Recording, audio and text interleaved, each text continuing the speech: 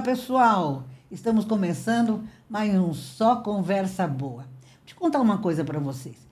Tem momentos, tem pessoas que a gente não consegue falar assim, vamos fazer um podcast com uma pessoa. A gente devia fazer um seriado, né? Uma série. Episódio 1, segundo episódio, terceiro episódio. O nosso amigo de hoje, que vai conversar conosco, é uma dessas pessoas. Ele pode-se dizer que é um homem dos 1001 instrumentos. Eu nunca vi uma pessoa fazer tanta coisa. Juro para vocês, eu comecei a ler as coisas, eu falei, caramba, eu vou ter que fazer um programa só para falar do currículo dele. É impressionante. Mas é uma pessoa agradabilíssima, uma pessoa querida e que tem muita coisa para contar. Claro que a gente não vai contar tudo hoje, a gente vai deixar muita coisa para contar, porque eu quero ele aqui de volta para contar detalhes de outras coisas, porque tem muita história boa aí. É o Fernando Vítulo, o Fernando que é empreendedor e comunicador.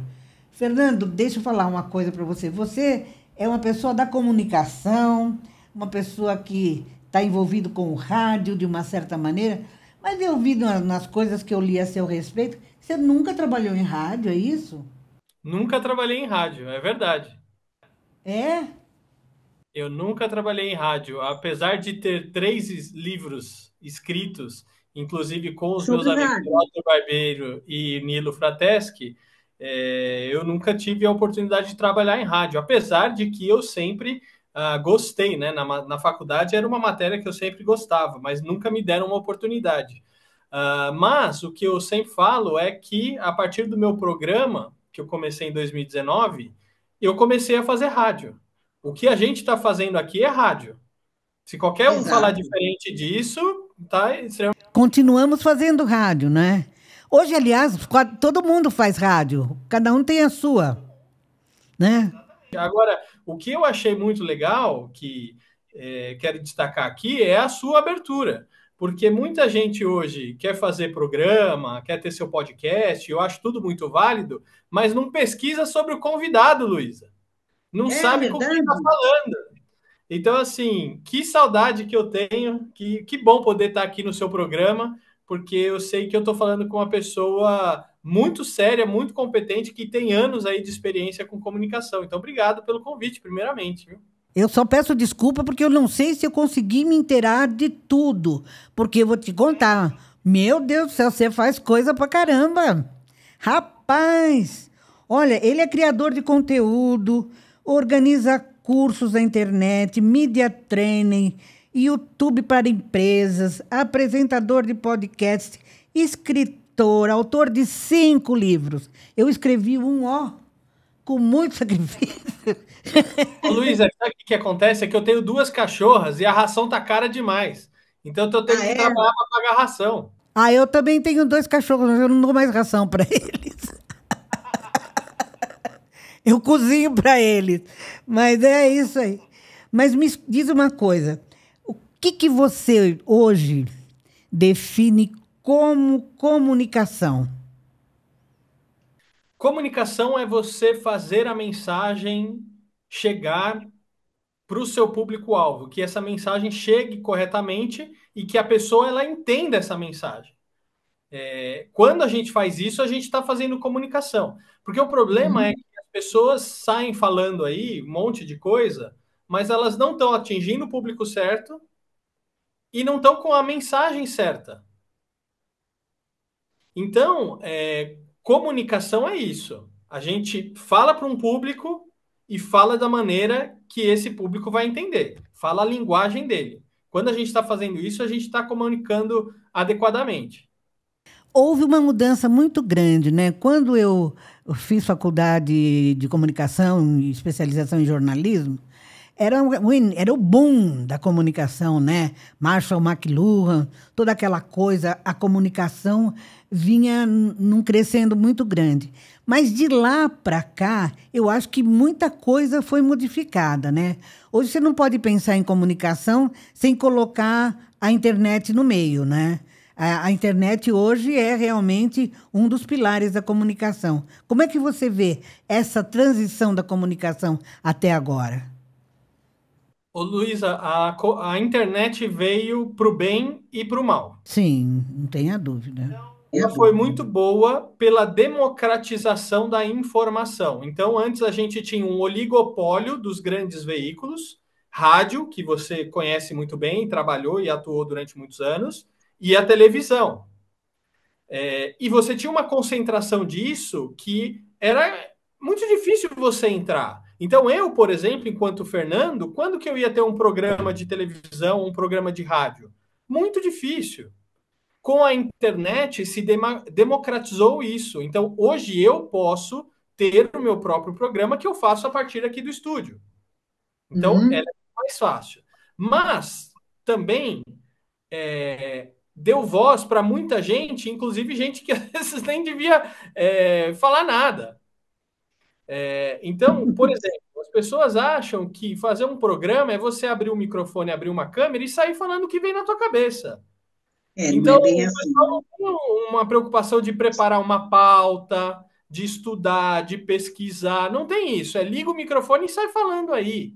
E isso eu acho que é péssimo para a comunicação e para a informação. Então, a gente teve um empobrecimento muito grande da qualidade de conteúdo que a gente acha na internet. Porque as pessoas simplesmente saem digitando, saem falando e assim por diante. E eu acho que não é bem assim. E você acha que a coisa vai sendo filtrada? De repente vai ter que se fazer uma peneira e vai ficar realmente aquilo que realmente vale a pena, porque há também uma seleção, né, natural das coisas. Eu acho que essa peneira está começando a ser ensaiada de acontecer agora, Uhum. depois de muitos anos de internet. Eu tenho acesso à internet desde 98. Sei. Então, olha, a gente está em 2025, né? Então, agora que eu vejo que está tendo uma peneira. A grande questão é, você tem muita coisa. Então, a informação está diluída. Então, você, enquanto audiência, tem que caçar aquilo que você quer assistir, aquilo que você quer ouvir e entender e filtrar se aquilo é bom ou ruim para você, se é um Uhum. conteúdo bom ou ruim que você deve absorver ou não. Então eu acho que esse filtro e que as pessoas estão tomando consciência disso agora. Uhum. Escuta, me diz uma coisa, como criador de conteúdo, a gente vê tudo hoje, você vê podcasts de todo tipo, você vê lives de todo jeito, as pessoas têm canais e tem também uma facilidade muito grande da mentira, do fake news, né? Nós vivemos uma época em que você tem que chegou num ponto que você não sabe exatamente se você está diante de uma mentira, de uma verdade. No meu tempo, a gente tinha o central de boatos, né? Mas era muito mais fácil da gente investigar, de chegar. Hoje, não. Você, de repente, para você chegar a uma mentira e constatar que ela é fake realmente, há um trabalho de apuração muito grande, né? E o que, que acontece? Por que, que essa parte da fake news se desenvolveu tanto e tem tanta gente que fica aí atenta e vidrada nisso e dando tanta importância, né? Acontece o seguinte, quando a pessoa vê vou chamar de notícia, né? Mas quando ela vê um Uhum. post, um vídeo, um áudio, e ela fala assim: ah, se eu concordo, deve ser verdade. Então, Uhum. a grande questão é que as pessoas estão presas ao seu próprio ponto de vista. Então, se isso faz sentido para mim, para aquilo que eu acredito, então eu não questiono a veracidade daquilo. Mas, a partir do momento que aquilo não faz sentido, aí eu vou questionar a veracidade, mesmo se aquilo for verdade. E eu acho que a gente tem que questionar a veracidade sempre, se fizer sentido ou se não fizer sentido. Acontece que antes quem fazia a checagem era o jornalista. Hoje quem tem Exatamente. que fazer a checagem é a audiência. Isso que mudou. E o grande problema está no seguinte: o jornalista não faz checagem. Não, não faz Porque mais. a sede de publicar e dar notícia primeiro é tão alta que eles publicam rápido. Mas isso sempre foi a vontade de você fazer o famoso furo, digamos assim. Isso sempre existiu, né, no jornalismo. Mas eu achava, até talvez um pouco de ingenuidade da minha parte, que a partir do momento em que a internet fosse acessível a todo mundo, uma notícia não tinha mais como você ter prioridade. Ela passou a ter democrática, né? Todo mundo tem acesso à mesma informação, não é? Eu digo o seguinte, que na era da informação, as pessoas nunca estiveram tão desinformadas na vida. É verdade. Porque elas não vão atrás da informação, por mais que a informação esteja disponível. Eu sou de uma época que eu ia fazer trabalho da escola, não faculdade, faculdade já tinha internet, mas da escola eu cheguei em biblioteca, eu cheguei a pesquisar em Sim. enciclopédias, entendeu? Então, Uhum. existia, você sabe melhor do que eu, nos centros de redações dos rádios, dos jornais, das emissoras, tinha uma ilha ali cheia de enciclopédia, de livros, de um monte de coisa para ser consultado. Hoje em dia, esse tipo de coisa não tem. Então, assim, a ânsia de dar o furo sempre realmente existiu, mas existia um cuidado muito maior. Hoje, esse cuidado não existe nem por parte do jornalismo, do jornalista. É aí que eu quero chegar.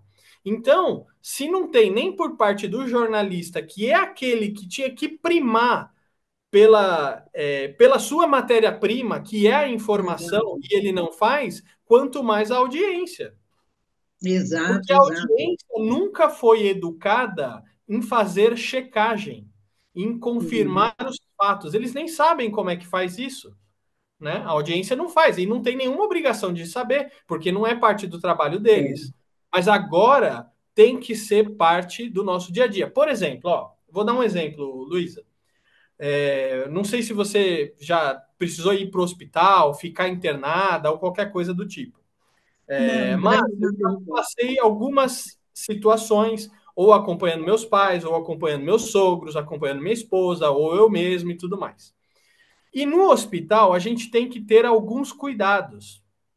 E um desses cuidados é, quando vem uma enfermeira colocar uma medicação em você, você perguntar: que medicação é essa daí que você Exatamente. está colocando?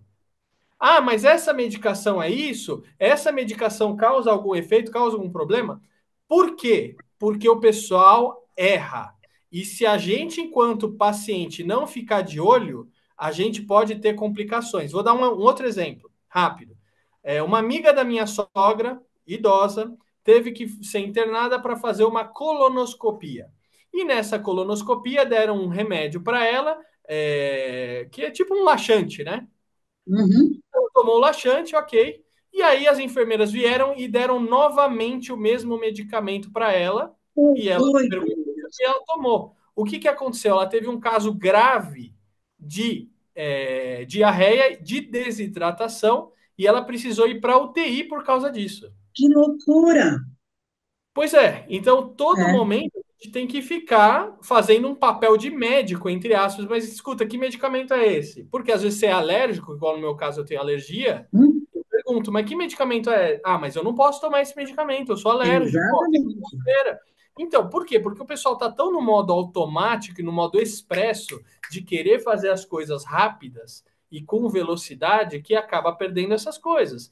A mesma coisa é informação. Então, do mesmo jeito que você vai no hospital, você tem que ficar esperto, você tem que ficar esperto com a informação que você consome na internet, no celular, no rádio ou na televisão. Escuta, Fernando, eu sei que tem muito assunto aqui. Eu gostaria de conversar tudo com você, mas vou aqui, como diria o Chico Picadinho, vamos por partes, né? Eu queria saber de você, dos seus. Você tem no seu site algumas coisas assim, você ensina a ter um podcast? Você ensina as pessoas? Acho que eu vou precisar fazer um curso com você, será? Não, mas você já é da área, você Mas como é que é esse? Como é que você. O que que você. Eu vi numa entrevista sua que você falava assim, os 10 eu não me lembro se o termo é pecados, mas as 10 coisas que não se deve fazer. Era as 10 pragas dos As 10 podcasts. pragas, exatamente. Eu não vou lembrar de todas de cor, mas uma delas é não ter pauta. Porque hoje os Aham. podcasts eles têm essa coisa de abrir o microfone e sair falando. E não é isso. Podcast é como um programa de rádio. Então a gente precisa entender o que, que a gente vai falar. Qual que é a mensagem que eu vou levar para o meu público? Isso aqui vai agregar neles como? Por quê? Para quê? Né? Então, cada convidado, assim como você faz o seu programa, que senta na minha frente, eu estudo sobre ele. Deixa eu ver o que, que essa pessoa já fez, o que, que é interessante essa pessoa falar. Então, essa é uma das pragas. Outra praga que o pessoal tem nos podcasts é não ter tempo para terminar. Eu nunca vi isso, o podcast ficar tendo 3, 4, 5 horas de duração. Pô, eu acho assim, a gente tem que ter um valor pelo tempo da nossa audiência. E entender em Exatamente. qual contexto essa pessoa vai ouvir ou assistir o seu programa. Então, por exemplo, no meu caso, eu sei que muita da minha audiência ouve meu programa no carro, num trajeto. Então, pô, um trajeto é meia hora, 40 minutos. Não adianta eu querer que Eu acho que depois a pessoa vai é um continuar tempo ouvindo. bom, né? É É um um tempo tempo bom. certo. Entendeu? É. Agora não adianta eu vou fazer 2, 4, 5 horas de Eu já podcast. E vi outra, podcast de 3 horas, não dá para você acompanhar. o problema não o problema é falando o quê? É falando abobrinha. Entendeu? É tipo, ah, e aí, o que, que você comeu ontem? Ah, mas como é que é? O céu tá mais azul ou tá mais laranja? Ou coisas que não agregam absolutamente em nada na nossa vida, entendeu? Então, por influência do Heródoto, porque o Heródoto ele escreveu As Pragas do Jornalismo, no livro dele, Eu Jornalismo para lembro os do Ricos. livro dele, exato. E aí, por influência disso, eu falei, vou escrever as pragas dos podcasts. E aí deram 10 pragas que hoje se encontram no livro Manual do New Rádio. Então, vamos falar dos seus livros aqui. São 5 livros, né? Num deles eu tenho a honra de ter um pedacinho ali, que foi um orgulho muito grande, uma honra de ter sido convidada por você. É os 100 anos do rádio no Brasil, que foi uma homenagem que vocês fizeram aos 100 anos do rádio. Você, mais o Heródoto Barbeiro, mais o Nilo Cairo escreveram esse livro. E esse livro. Hã? Ah, é o Nilo Frateschi, olha eu, Nilo Cairo. Nilo Cairo é um autor de livro de homeopatia. Ó, a memória aqui falhando. Desculpa, Nilo. Então, o outro seu livro é Manual do New Rádio. New Rádio, o que que vem a ser? É isso que a gente está fazendo agora? Fazendo aqui a New Rádio, né? Hoje a Esse é o gente tem, a novo partir rádio. do ano 101 do rádio, a gente tem uma maneira diferente de fazer rádio. A gente tem câmera, a gente tem rede social, a gente tem WhatsApp, Uhum. a gente tem YouTube, a gente tem Spotify. Ou seja, de acordo com todas as novas tecnologias, como é que a gente faz rádio hoje? Esse é o New Rádio. E outro livro seu, que eu acho que deve ser muito legal, eu quero ver esse livro, é Não Seja Chato. Eu acho que esse livro devia ser um devia ser um livro de cabeceira, porque vou te falar, o que tem de chato nesse mundo? O chato não nasce, ele brota, né? Ele dá em... Eu sou tão chato que eu fiz um livro como Não Ser Chato. Por isso que eu fiz esse livro. Ele é um livro que vai ser lançado no segundo semestre desse ano. Eu já escrevi ele, colhi mais de 60 depoimentos também que estão compondo esse livro. Ele é um livro bem humorado, que não é para ser levado a sério, mas também é para ser levado a sério. E é como um guia para como você não ser chato ou para como você lidar melhor com os chatos. Como você define um chato hoje? Oi? Como você define o chato? Tem vários tipos de chatos, né? Você tem o chato que só reclama. O cara reclama de Hum. tudo. Nada tá bom, puta, mas você viu o preço, mas você viu isso, você viu aquilo, tá, e tudo tá reclamando. Você tem o chato que cutuca quando fala. Você tem o chato da internet, Então, né? O chato da internet são um dos piores, porque ele tudo tem que comentar. E eu sou da opinião seguinte: se eu não concordo ou se eu não gosto, eu pulo, vou para outra coisa. Eu não fico eu lá de também. hater, né? De que isso, que burro, xinga, né? Então eu não sou desse tipo. O chato, ele tem opinião sobre tudo e sobre todos. e ele não sabe, não tem embasamento para falar sobre aquilo, mas mesmo assim ele quer emitir a opinião dele. O chato, ele quer ter razão sobre tudo. Então, tudo ele sabe, tudo ele já viveu, tudo ele conhece, tudo ele já tentou. Então, esse é um chato, um mala sem alça. Tem o chato que faz piada fora de hora, entendeu? Então, assim, tem muitos tipos de chatos que eu vou abordando no livro, cada um desses tipos de chatos. Você acha que chatice tem cura? Tem cura.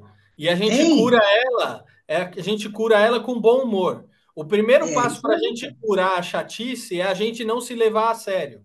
O chato, ele se leva a sério demais. Por isso que ele é chato. Quando a gente leva a vida com mais leveza Ah, e isso eu sem concordo. ser tão a sério, porque, por exemplo, eu posso cair na rua e eu posso ter um tipo de atitude com isso. Eu posso, pô, beleza, não machuquei, tô bem, levanto, sacode a poeira, dou risada disso depois e conto de história para as outras pessoas darem risada disso. E posso rir disso. Ou eu posso ficar me lamentando, eu caí na rua, me machuquei, me estrupiei tudo, ai, que droga, a vida é injusta e não sei o quê. Meu, a gente tem algumas maneiras de levar isso. Como é que você prefere? Né? Então, o bom humor é o melhor caminho para a gente curar a chatice.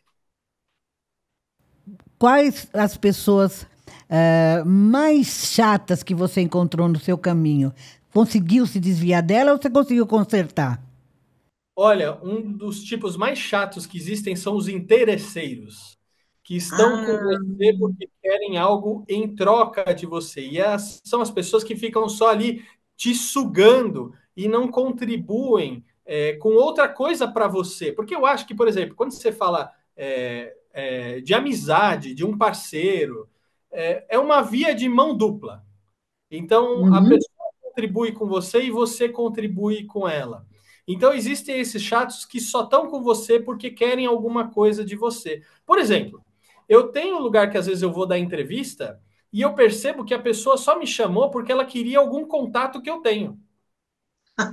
E isso é muito chato. Isso é Ai, muito meu chato. Deus. E a gente começa a sacar e identificar as pessoas por conta desse tipo de comportamento. Afinal de contas, a gente não é idiota. Então, assim, eu acho isso chato, mas você consegue se livrar desse tipo de chato, esse é o mais fácil, né? Da gente se livrar, porque você já identifica quem que é o interesseiro e aí você consegue cortar ele da sua vida. E agora vamos pular aqui, mais o próximo capítulo aqui. Além do, não sendo chato, mas tem mais dois livros seus aqui que eu acho que vale a pena a gente citar. Um é o Alô, Alô, Planeta Terra Chamando, que você lançou há pouco tempo aí, né? E um livro que é. Quem não lembra do Mundo da Lua, né? Quem não lembra daquele seriado tão maravilhoso? Quem tem filho pequeno, filho pequeno. Meu filho tem 40 anos e eu assistia com ele. Ele é da época, ele assistiu É todos da os programas que a época. gente fala lá. Lucas Silva e Silva, né? Pois é, esse livro eu escrevi junto com o Flávio de Souza, Com o Fernando Souza, que é o autor da série, né?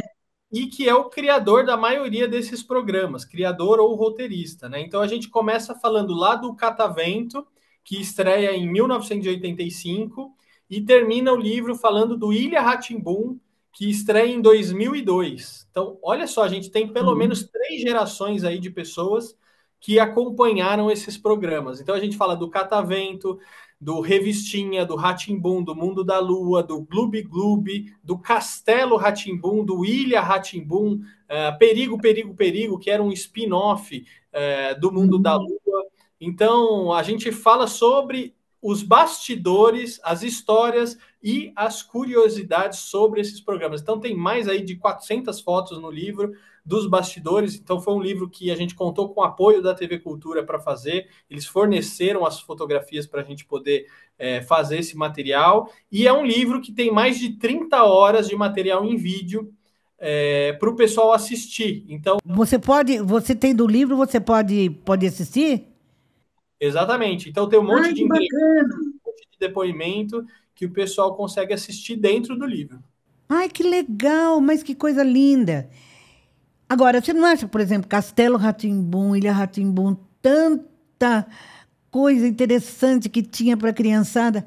Ah, eu acho que podia haver uma maneira disso tá de novo para essa geração que está vindo aí. Essa geração precisava ter contato com isso. São duas contas que às vezes não fecham, né? Então, uma delas é a questão de verba, porque o Castelo rá tim por exemplo, ele é um programa muito caro de produzir, até por conta do Uhum. figurino, da cenografia e tudo mais, né? Então, ele é um programa muito custoso. E o fato de você não ter quase mais publicidade infantil na televisão, isso dificulta muito para a questão de anunciante, né? Então, isso limita muito voltar a ser criado programas como esse novamente. A gente tem agora, que provavelmente vai ser lançado agora em junho, o programa Mundo da Lua, versão 2025, que é uma Ai, que continuação do bacana! Mundo da Lua, né?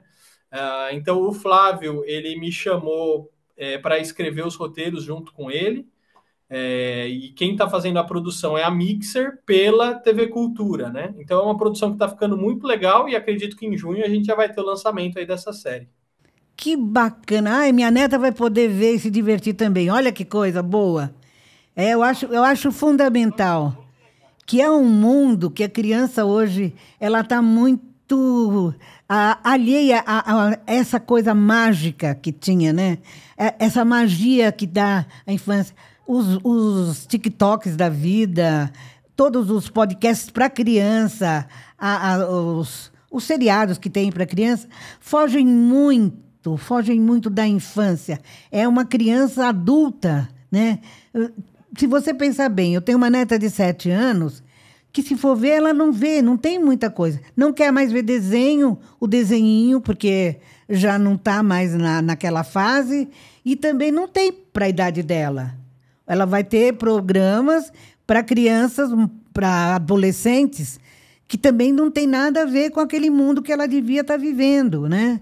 Acho fantástica a ideia. E eu já peço a você arrumar um tempinho aí quando for lançado para a gente conversar de novo.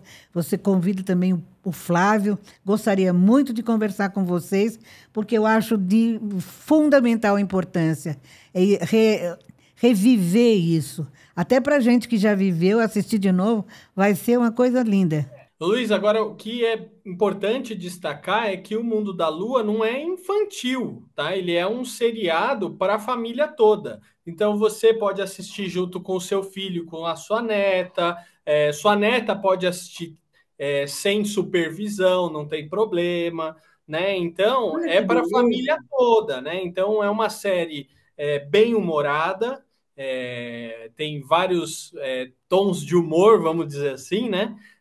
E tá muito bacana essa nova série com os novos personagens, principalmente. São novos personagens, os personagens antigos não voltam, nenhum volta.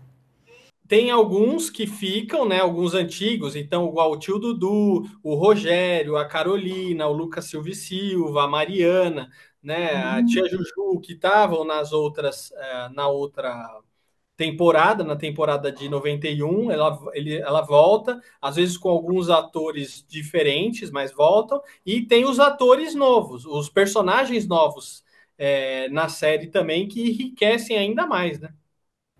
Que bacana. Agora tem mais um livro aqui, que aí aqui que você vai me ajudar bastante, porque eu também tenho uma pressa de ganhar dinheiro. Vendas para quem tem pressa. Primeiro, como é que se faz para vender e ganhar dinheiro rapidamente? Ô, Luísa, você sabe que esse livro, teve gente até que me falou assim: se você fala de vendas, então qualquer um pode falar de qualquer coisa, né? O pessoal tirando sarro comigo, né? Só que é importante destacar que prioritariamente, nossa, até me enrolei agora, mas esse livro, ele é um livro de comunicação. Ah, mas porque venda e comunicação tá tudo ali, né? Tudo a ver. Não é lógico. Então, eu sou um cara de comunicação desde muito novo, desde muito pequeno. Comecei com empreendedorismo muito novo, vendendo adesivo e desenho na escola aos 12 anos de idade. E sempre trabalhei com comunicação. Então, eu peguei toda essa minha experiência com comunicação, com empreendedorismo, e eu criei um método, que é o método Vende Mais. É, vende mais porque você aplicando esse método, você vai vender mais e vai vender melhor. Então, ele é um método baseado em 3 pilares, e dentro de cada um desses pilares tem o que eu chamo de pontos de ouro, que são algumas informações importantes para você Hum, aplicar no seu dia a dia. Então, esse livro, basicamente, ele tem toda a parte do conteúdo, onde eu mostro o que você vai fazer para você vender mais e melhor. E aí, tem dentro de cada capítulo, eu trago alguns pontos de reflexão, alguns exercícios práticos e algumas orientações. Então, ele é um livro mão na massa. Ele não é um livro só para você ler. Ele é um livro que você vai ler e vai botar em prática. Qual é o segredo, na sua opinião, do bom vendedor? Comunicação. Tá explicado. O que está acontecendo hoje é o seguinte: as pessoas não estão fazendo venda, elas estão tirando pedido. Tirar sim. pedido não é vender. Vender, você se conecta com a pessoa que está na sua frente, ou seja, o seu cliente, você entende as necessidades do seu cliente e você oferece uma solução para ela. Hoje, os vendedores, ou que dizem vendedores, são tiradores de pedido. Então, assim, o que você quer? Ah, tá bom, só pagar no caixa e retirar sua compra e acabou. Uhum, Isso não é fazer vendas. Vendas, você entende qual que é o problema do seu cliente, você conversa com o seu cliente, você se conecta com o seu cliente, você escuta o seu cliente, você negocia com o seu cliente, você entende o seu cliente. Isso é fazer vendas. As pessoas estão no modo hoje de tirar pedidos. Então, o meu livro não é assim, instale a ferramenta X de inteligência artificial no seu WhatsApp e tire 100 pedidos por dia. Não é isso que eu falo. Eu estou falando como você vende mais e melhor, a partir do momento que uhum. você entende o seu cliente, você tem uma conexão genuína com ele. Isso sim é vender. E quando você faz uma conexão dessa maneira, você não fica só com o cliente, você conquista um amigo, não é também? Que eu acho que o grande, o bom vendedor é esse, é o que fez daquele cliente uma pessoa amiga que ele vai, no momento certo, oferecer a coisa certa para ele também, não é? E eu vou, linkado a isso que você está dizendo, eu vou contar uma coisa que tem dentro de um capítulo meu que eu escrevi, que é: o cliente não é seu amigo. E você vai entender Ah, o que eu não tô... é? Não, não, ele é, mas você vai entender a Ah, incoerência. Que é o seguinte: a minha esposa, ela é corretora de imóveis. uhum. Eu acho que eu nunca vi um mercado tão ruim no Brasil como o mercado imobiliário, porque o pessoal quer fechar a venda rápido. E você, hoje, os corretores, eles fazem de tudo para conseguir uma venda. O que eu, no meu ver, eu acho errado. E a minha esposa, nessas andanças vendendo imóveis, numa imobiliária que ela trabalhou, ela teve uma situação com um cliente, e uma cliente dela falou assim: eu não quero mais alugar para esse cliente, para esse locatário, porque ele falou isso, isso, isso, e ponto final. E eu não quero mais. A minha esposa entendeu o cliente dela e falou: não, tudo bem, respeito, entendo, ok, Uhum. vamos atrás de outros clientes. A gerente dela na imobiliária falou: sabe o que para ela? Não, como assim você concordou com o seu cliente? O cliente não é seu amigo. Ô, louco. Então, por isso que eu fiz a brincadeira do cliente não é seu amigo. Porque muita gente tem essa visão no mercado. Não, cliente não é meu amigo. Por quê? E principalmente no mercado imobiliário. Os vendedores e as imobiliárias e os gerentes, principalmente, estão só olhando para o bolso do cliente. Não estão olhando para as necessidades do cliente, para aquilo que o cliente realmente precisa e o que ele quer. A questão é: tem Exatamente. dinheiro para pagar, não sei o que, vamos assinar logo para papai, eu quero minha comissão. E aí a gente acaba ouvindo pérolas iguais a essa: o cliente não é seu amigo. E veja bem, as pessoas querem fazer negócios, de preferência, com os amigos, porque estabelece uma relação de confiança. Então, veja, se eu posso confiar na Luísa, por que eu não posso fazer negócio com ela? É muito melhor eu fazer negócio com quem eu já confio. Você percebe? Então, Entendi. como as coisas do mercado, elas estão muito distantes de uma realidade de uma venda adequada. É porque também eu acho que é uma certa acomodação, não é? As pessoas estão um pouco acomodadas, querem tudo muito mastigado, muito fácil, sem ter muita elaboração, não é? Porque o vendedor virou um tirador de pedido. É, Então, ele quer que o cliente chegue para ele pronto, sabendo o que ele precisa, sabendo o que ele vai comprar, sabendo quanto ele vai gastar, só precisa ali, como diria na nossa época, assina o cheque, né? exato. O cheque cai na minha conta, ponto final, e não enche meu saco. E vender não é isso. Se você está achando Uhum. que vender é isso, então você precisa procurar outra profissão. Escuta, Fernando, os seus livros, eles estão nas livrarias. Por exemplo, eu quero ver muito esse livro aqui, Não Seja Chato. Como é que a gente chega neles? Você vende pelo seu site? Como é que é? Vamos lá, o 100 anos de rádio no Brasil, Manual do New Rádio, você encontra pela internet, na Amazon ou no site das editoras, você consegue comprar.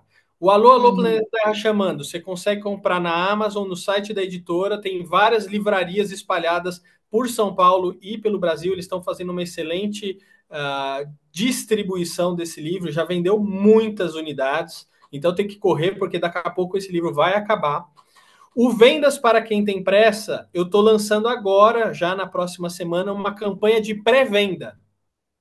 Então, porque, na verdade, esse livro é uma segunda edição. Eu lancei ele em março do ano passado, só de maneira digital, e agora eu vou Uhum. lançar ele de maneira física. Então, tem o meu site vendasparaquemtempressa.com.br ou as minhas redes sociais que você pode acompanhar. Então, eu vou fazer uma pré-venda desse livro, já prometendo a entrega para quem se adiantar e comprar o livro. Isso vai me ajudar muito.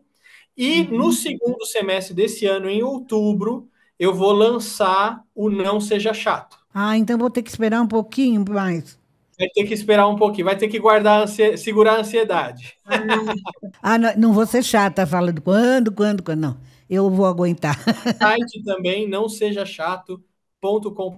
E agora, no primeiro semestre, a gente está lançando, em breve a gente vai ter novidade aí, junto com a editora Senac, o livro A Reinvenção do Rádio, do AM ao Podcast.